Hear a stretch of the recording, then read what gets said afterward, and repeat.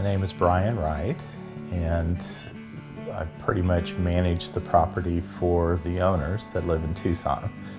When I first got to the ranch, JR's edict to me was to grow more grass for the cattle.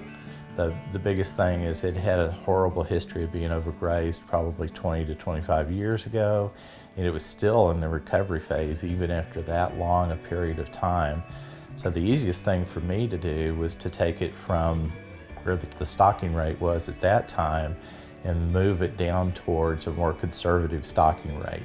A lot of the people that are out in this area talk about having one cow to every 15 acres, and that's good on the eastern side of the county, but on this western side of the county, it's almost too many. So we constantly have to look at our stocking rates. We brought it down to one cow for every 40 acres when I first got here, and we've slowly been able to decrease that over time to where we're usually ranging between one cow for every 15 to 20 acres. And we constantly, because of conditions, we're constantly either putting cattle on or taking cattle off, and that's just part of what we have to do to keep the grasses here.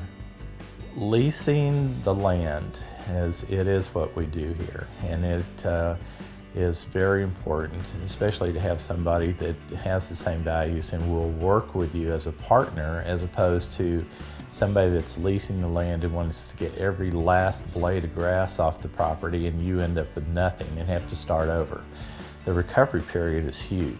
I mean, when I first got here and it was overgrazed, it's probably taken us 7 years to finally get back to the point where we actually have grasses starting to grow again. By raising grasses, you start opening that land back up, you start letting water get back into the below surface, and you start growing better grasses, which also keeps more water on the property. So NRCS has been really beneficial in helping us with the cross fencing to where we can start moving into more of the grazing management that we need.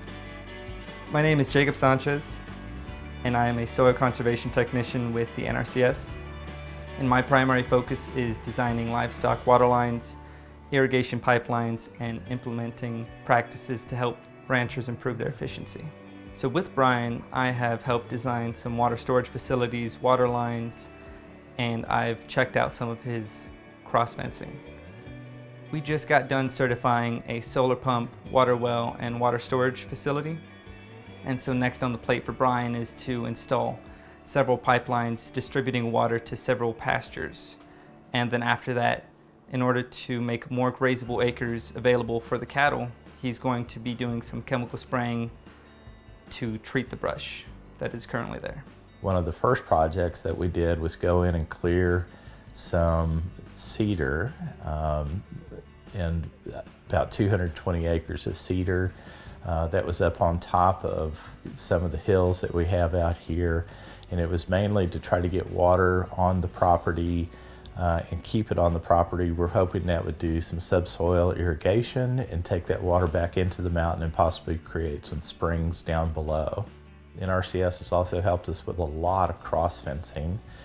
The benefits of that is we actually are using a netting type fence to where we can hopefully bring back sheep and goats in the future, but that netting also helps keep the predators out, the pigs, the coyotes. It makes it more difficult for them to go from one pasture to the other. So it's really helped with being able to do rotational grazing is probably the primary reason, and that rotational grazing, if you can let the land rest a month, 2 months, 3 months, 4 months, and it's probably best 4 months or longer, then you can actually let the plants recover and let those root systems stay in place to where the grasses can continue to grow and get bigger. So water is a very important thing in our county as well, not only on this ranch, but having available storage readily accessible for the troughs after there's no rain for several months is definitely important. It allows you to utilize that pasture and make sure that the cattle have water that they need. They've helped us with water storage and infrastructure, and then put in a lot of pipeline and a lot of troughs, and that's to create more water on the ranch for the wildlife as well as the cattle. We're in the process of this year hopefully to do more mechanical clearing of the brush. We're also working on some chemical treatment of the mesquite trees that are pretty pervasive out in this part of the world.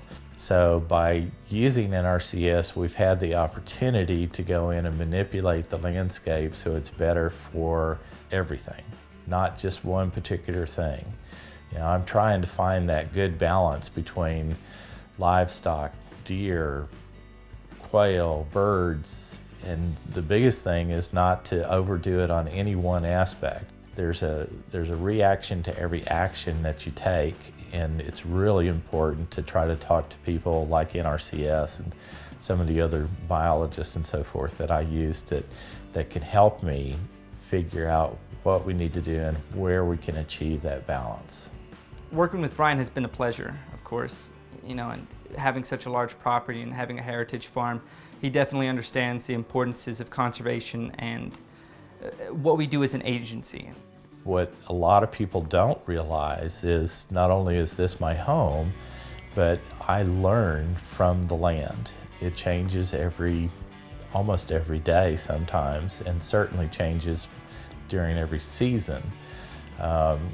This is my church. This is where I live. This is what I love. So get a job that you love and you never have to work.